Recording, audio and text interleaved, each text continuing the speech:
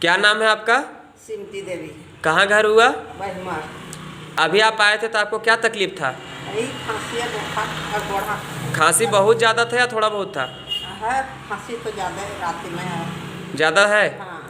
अभी आपका जो इलाज चला उसमें 2 से 3 मिनट का जो इलाज चला उसमें किसी तरह का कोई दवा आपको दिया गया? नहीं। कोई सुई लगाए? नहीं। कोई चीज़ खिलाए? नहीं।